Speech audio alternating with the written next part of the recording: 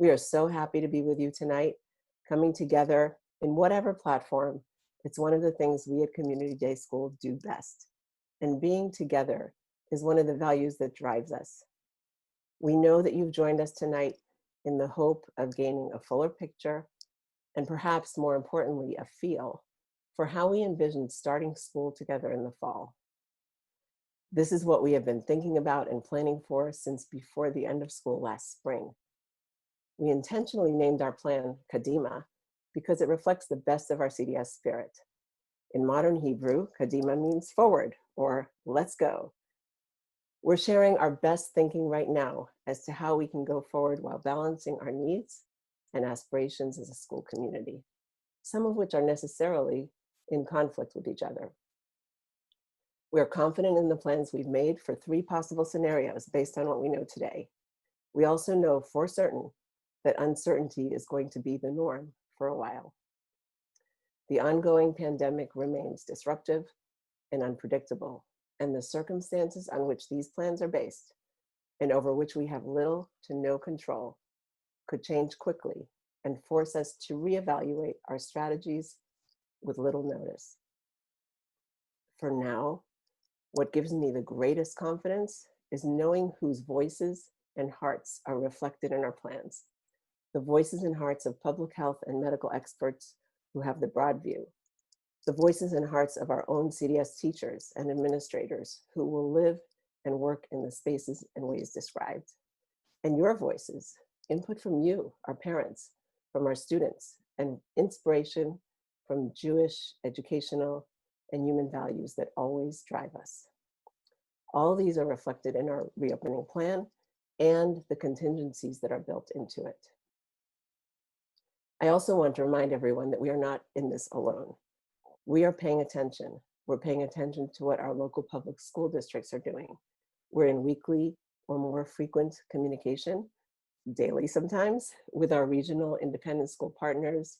That's a consortium of 14 private schools, including Winchester Thurston, Shadyside, Ellis, St. Edmunds, and others, and with the other 2 Jewish day schools in Squirrel Hill, and our national accrediting networks and organizations. And of course, there's guidance from local, state, and federal agencies. Even in these unprecedented times, we are anchored by science, by values, and by a deep wellspring of caring for our students, our staff members, our families, and our school. So in that spirit of being anchored, I'm happy to first welcome our new head of Jewish Life and Learning, Aaron Walker, who you will all get to know better in the coming year, and invite him to share with us a Devar Torah before we take you through a day in the life of Kadimah CDS. Aaron. Shalom, I'm Aaron Walker, the new head of Jewish Life and Learning at CDS. I know our minds are eager to gather as much information about reopening safely and addressing our concerns. So I wanted to do a short meditation so we can be present for the next 30 minutes. In our week's Torah portion, Parshat HaShavua, we begin reading Deuteronomy, Devarim. The Jewish people are on the precipice of entering the land, Eretz Yisrael, after nearly 40 years of wandering. Moses takes the time to pause and retell what has happened in the past years to a people who are too young to remember anything but wandering. Imagine in your mind what worries the Israelites would have had as they stand on the threshold of returning. Remember that they had come once before, but they had received reports of giants. Let's take a breath.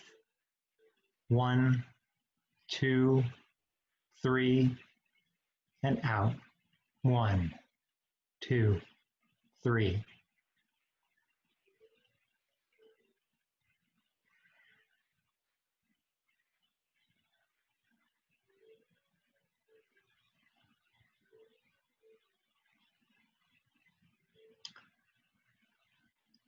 Now, imagine in your mind what would have excited them and their hopes about being able to have a fixed place to dwell together again.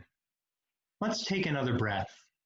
In, 1, 2, 3, and out. 1, 2, 3.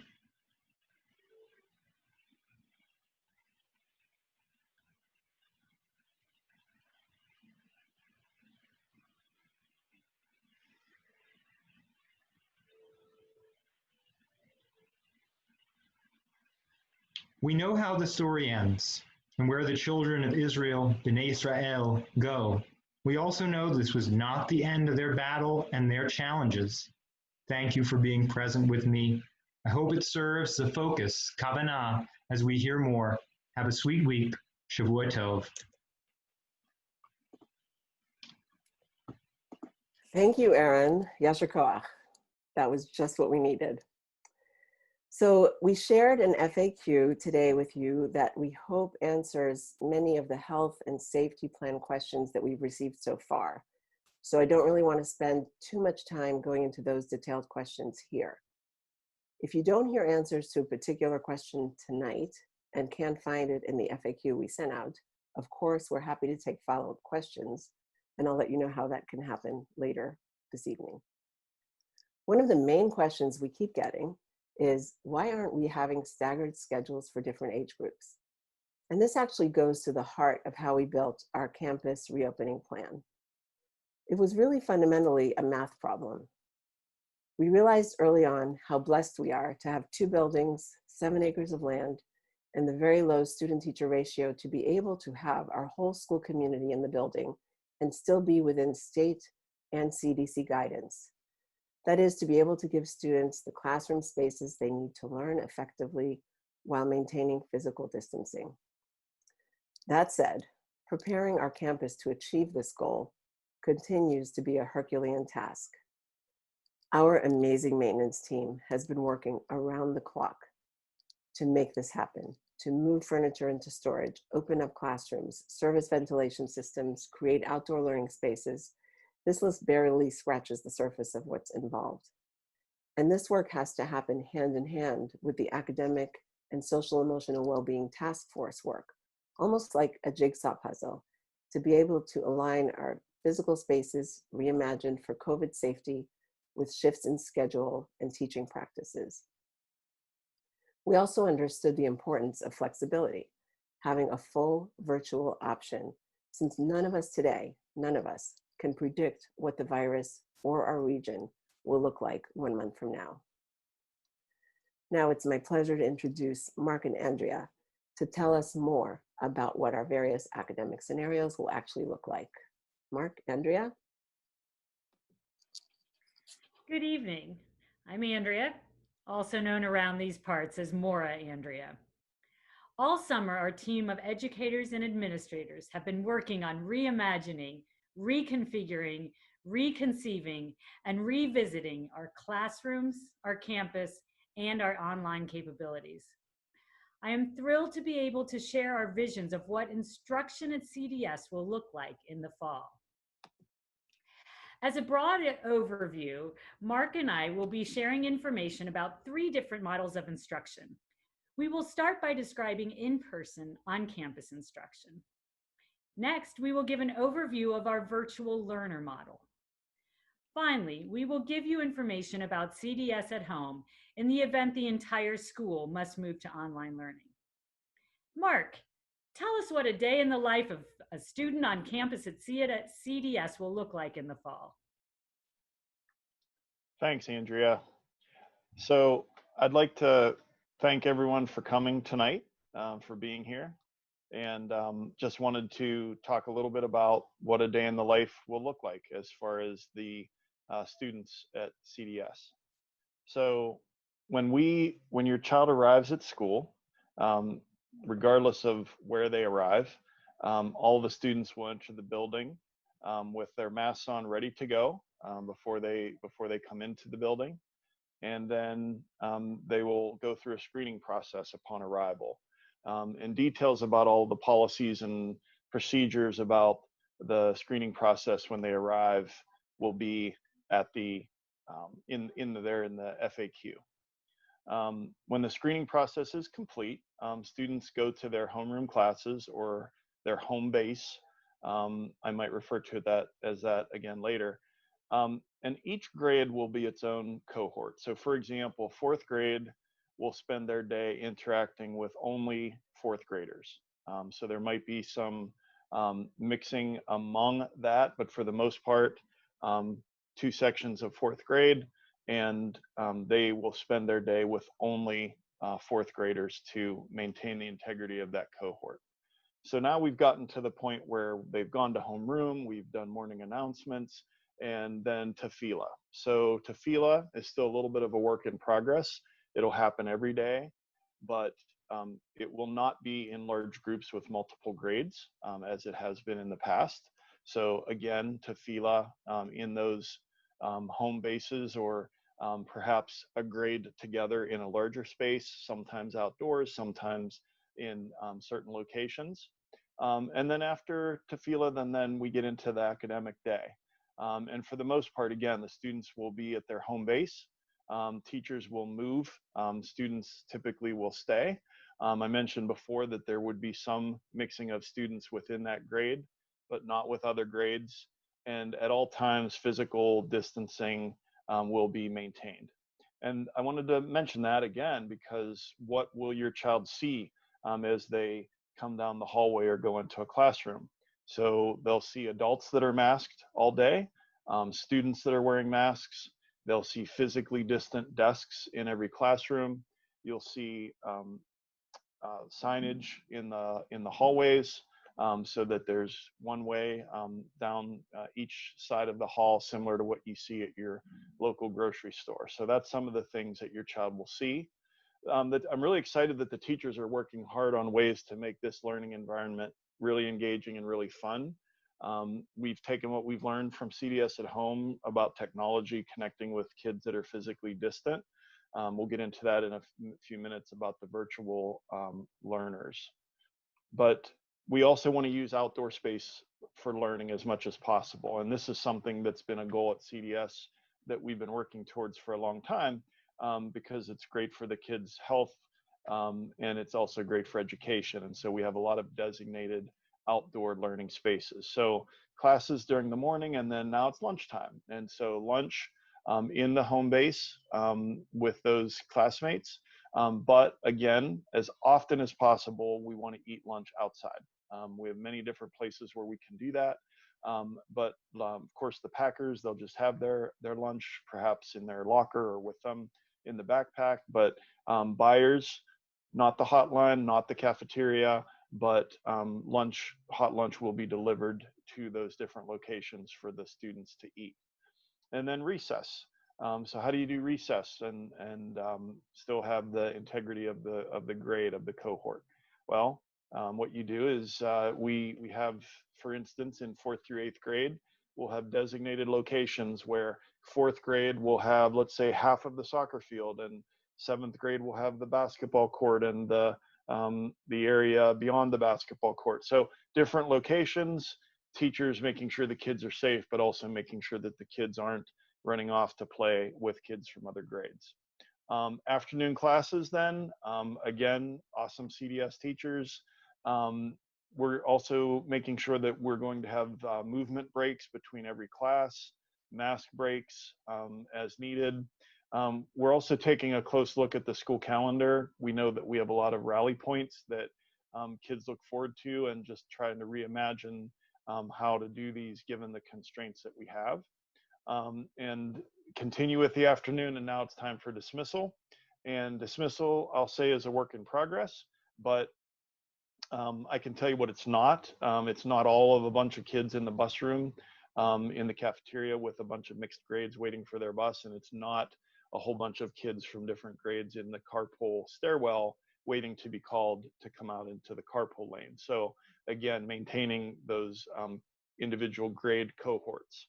So we'll give you more details as they come out regarding dismissal. But that's a day in the life. I know it was a little bit more leaning toward 4th through 8th grade, so I'm going to let Andrea add anything that she wants to regarding the lower school and early childhood kids. Andrea? Thanks, Mark. So the early childhood and lower school classes will follow a very similar model. As I shared with you earlier this summer, our CDS Early Childhood program will move entirely to our annex building. We know that developmentally, keeping our youngest learners physically distant from each other is not developmentally appropriate and really is almost impossible.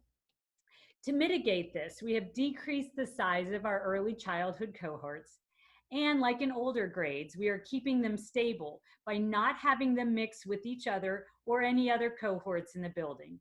And we're also decreasing the number of adults introduced into each cohort. Additionally, each classroom will have more physical space, allowing children to spread out naturally while they're playing. We also, in early childhood and lower school, will spend as much time as possible outside. While kids are resting, eating, or in large groups, we will keep children physically distanced.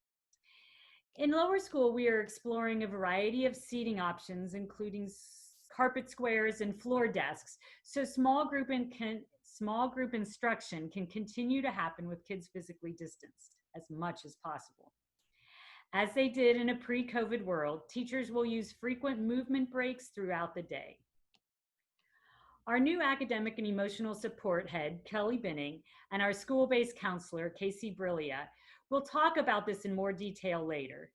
But we are working hard to ensure that the classrooms will make your children feel safe, connected, and loved, even if they don't look like they usually do.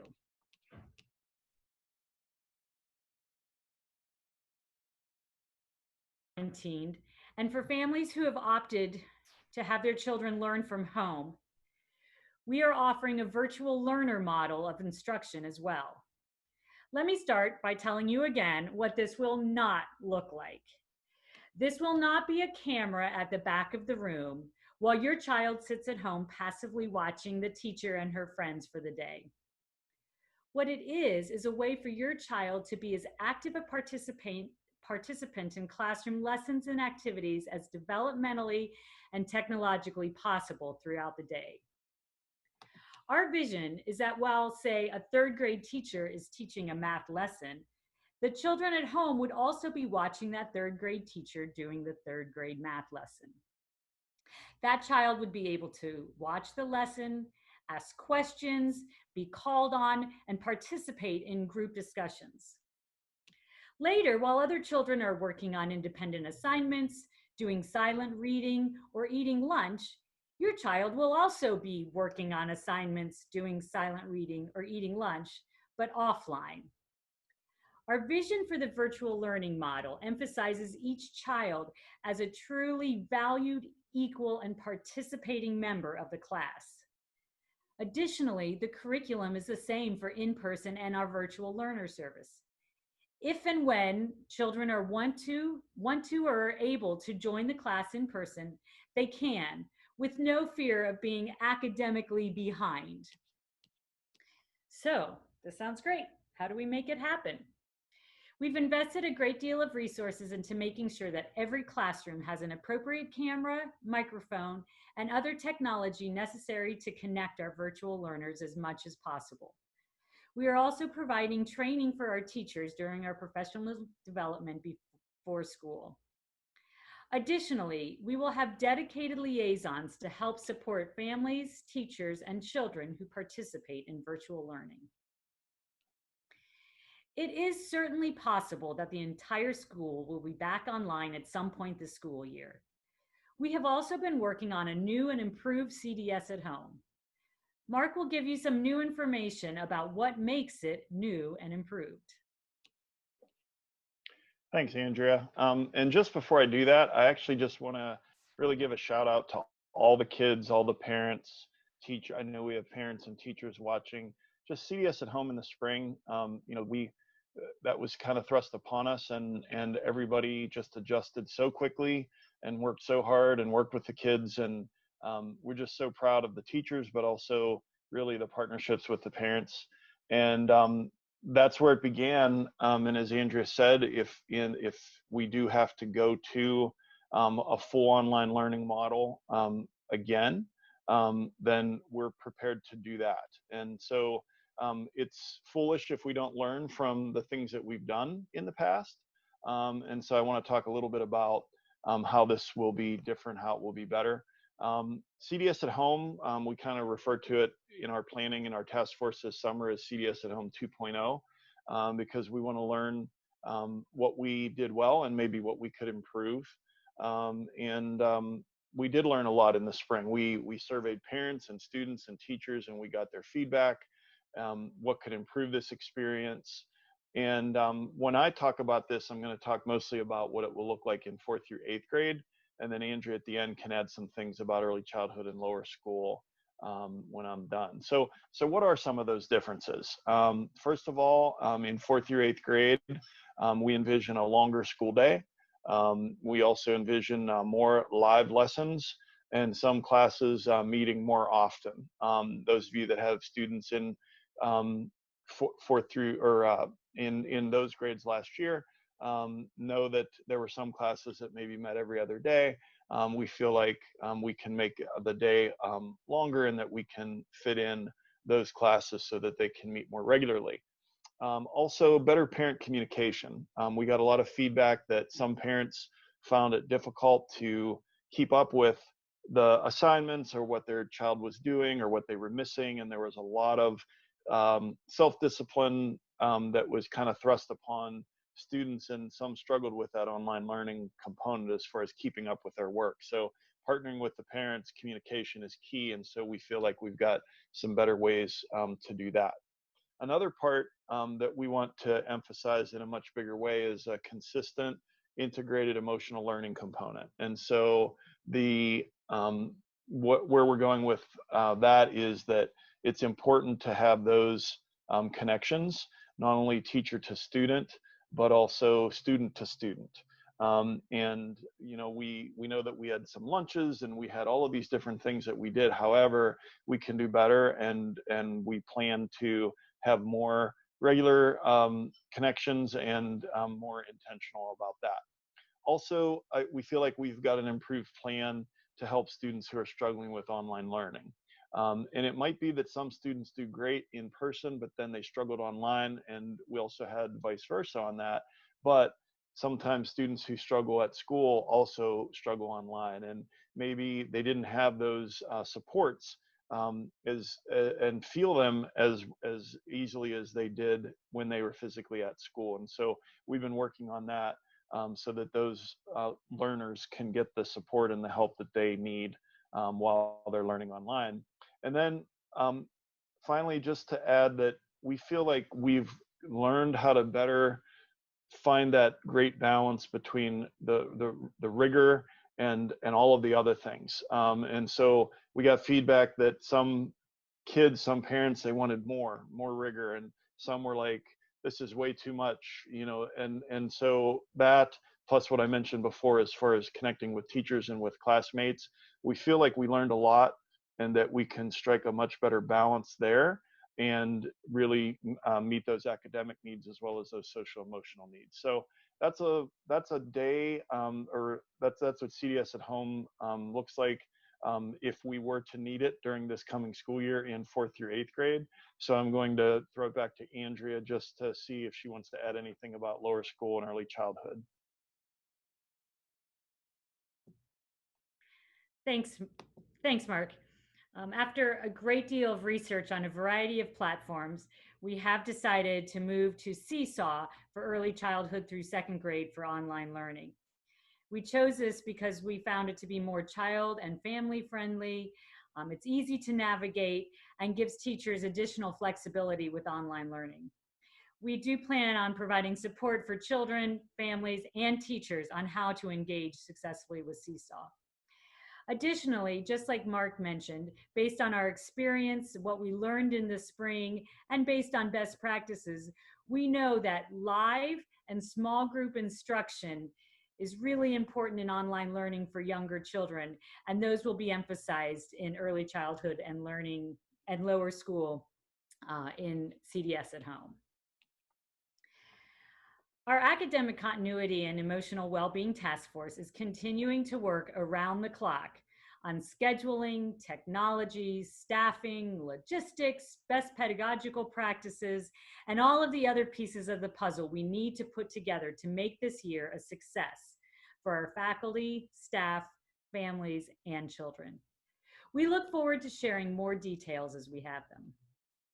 I will say, as we've been working on this plan, several overarching themes and truths have become evident. First of all, none of us can wait to see your children again, whether that is in person wearing a mask or on a computer screen. It is the joy and the energy and the silliness and the thoughtfulness of your children that keep us motivated and moving forward. Secondly, we have tasked ourselves with an almost impossible task, but we are absolutely committed and confident that we will succeed. It is the passion, the dedication, and the hard work of our teachers, administration, and building staff that is making this happen. Finally, the CDS community is strong, and whether we are together in person, online, or a combination of the two, we are a community. Mark?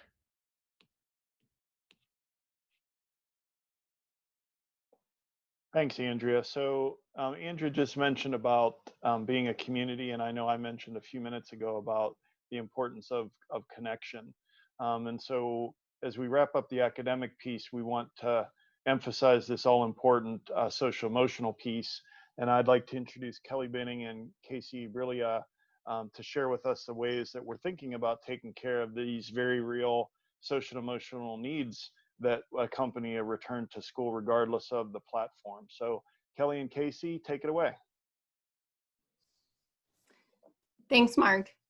Thanks, Andrea. I'm just going to take just a second to, before Casey and I get into this, I just want to say that working as an educator for my entire career, I couldn't be more proud of joining the CDS family at this current time.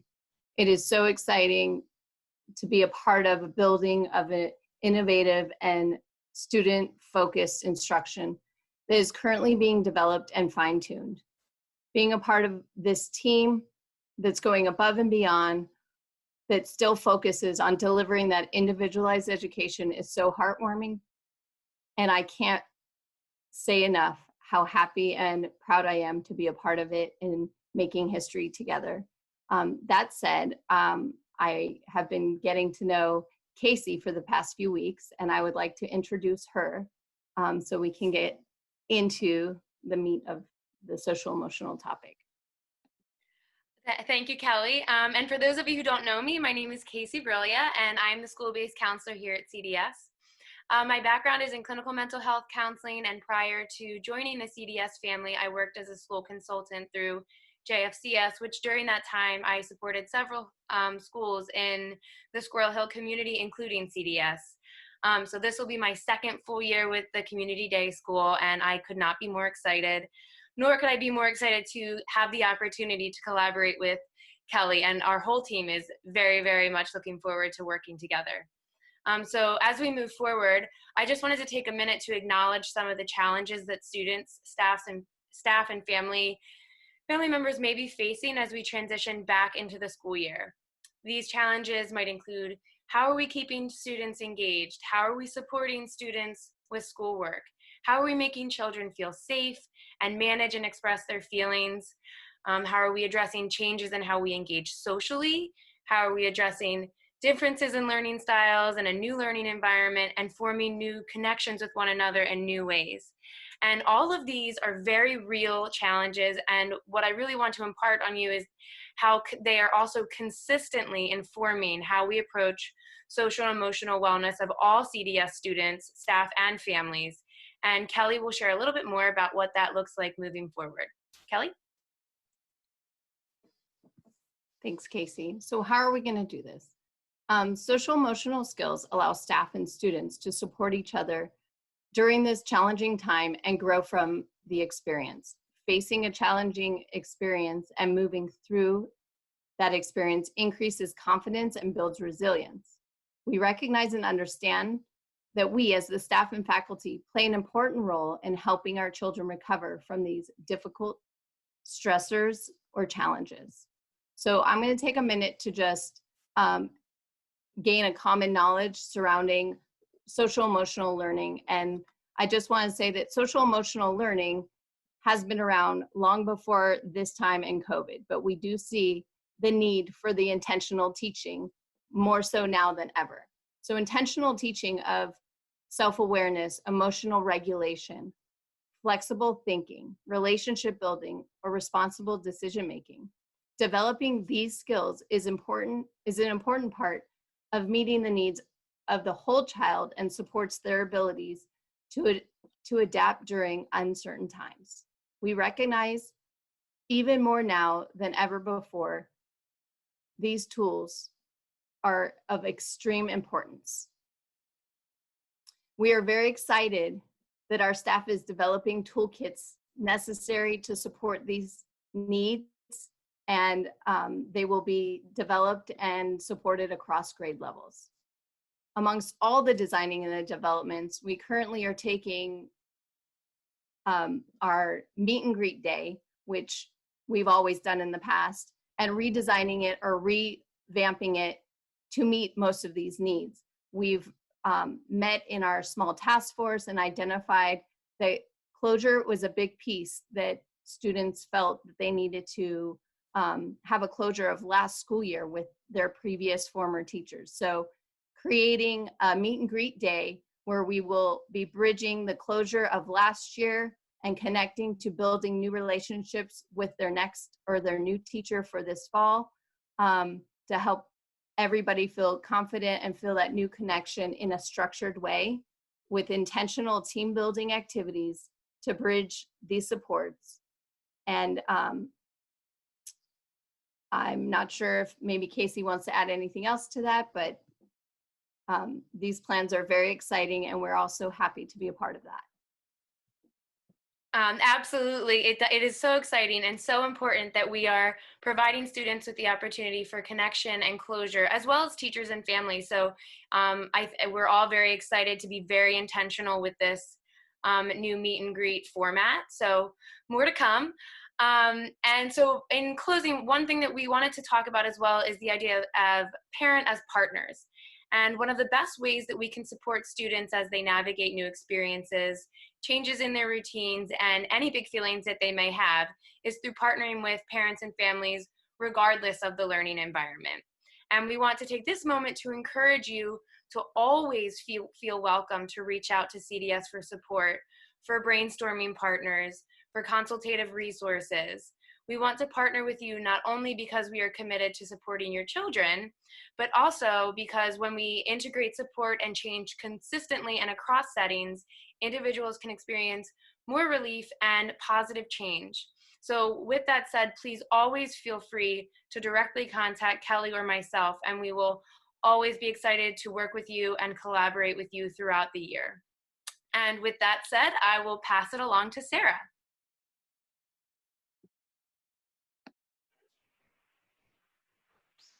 Hi everybody. I wish I could see all your beautiful faces, because this is the first time that I'm feeling in a long time that we're together, but not really together. But I am excited about the fall, whether we are in person or online. We are going to find ways to stay connected, because that's who we are, because that's what CDS is. And so even though our fall events are going to look different than they have in the past, and unfortunately we can't get together, you know, for a Shabbat dinner, but what we can do is we can find new and creative ways to stay connected, whether in small groups in person or online. We will do that. We will work in partnership with our parent association and with our families to stay connected in ways that are meaningful and keep that community feel that makes us CBS. And part of that is welcoming our new families. We have a lot of new families joining the community, and as you can imagine, it's not going to be easy. It's always hard to join a new community, but especially now. So I'm going to need you guys to partner with me to reach out to our new families, to welcome them to our community, to find ways to bring them together to join us. And that will be created in creative ways of staying connected. And the thing that we need to remember is that none of us are alone. We are in this together, whether we are in school, online, some of both. We will be CDS and we will be a community, because that's who we are and that's what we do. And we will find ways to keep that connection at the front of our minds. And as we head into the fall, This fall is going to feel so different in so many ways, but some of the ways that it will not feel different is you are going to start getting communications from us. All those fall emails, all those end of summer emails, back to school emails, they're going to start coming fast and furious. And we are just asking you to please take the time to read carefully everything that you're getting from school. Everything is going to be a little different. There are going to be new procedures and new things to know. And it's important that I know it can feel overwhelming with everything coming from supply lists and forms and all the regular stuff, but it's going to be very important that we stay communicating and we read and we all read everything that's coming home. So watch out for all the stuff coming your way, and just remember that we are all in this together, and we will be CDS because that's what we do. And with that, I'm going to turn this over to Avi to wrap us up. Thank you, Sarah. Thank you, everyone. Wow. I hope that the last half hour affirmed what you heard me say in the beginning, which is the plans we're sharing, the plans we've built, they're informed by the voices of the people that will live them. It's true that, and there's much more than what you've heard tonight, it's true that the pieces of each part of our plan, there may be parts that are imperfect, but layered together, we're confident that each one will meet the moment. And as you know from past experience, no matter what platform we're on, we will continue to check in with everyone involved and use your feedback to make improvements. Finally, with no guarantees, but with good information and good choices, we increase our community's chances for success. Our Jewish values tell us that Kol Yisrael Arivim Ze Bazeh, or we are responsible for one another more than ever. We love being community. We have to be in community. We are in community together, and each of us as individuals shoulders a collective responsibility to ensure the greater good. So here's a practical next step for parents, and then a couple more thoughts. We'll be sending a survey for your planning purposes for us to know if you plan to have your child on campus or at home to the best of your knowledge right now. So please answer with the information that you have now, knowing your choices can change as we know more in the weeks leading up to the start of school. We also, as I promised, will include a link if you have any follow-up questions that weren't addressed tonight, or in the FAQ that we've shared, or whenever they come to your mind. And let's take a moment to remember silver linings. We've all learned things in the past 6 months, things about ourselves, things about one another, about virtual connections in ways that have made us stronger. We've also seen seismic shifts in our social networks and in our society and in our social consciousness. These learnings and these blessings will carry forward beyond this school year. What we're doing now will shape our school and our community in the years to come, for families and for future students. I'm really grateful to have been here tonight with you and for the opportunity to create this future together. Thanks so much for joining us. Have a wonderful night, and we will see you soon. Bye.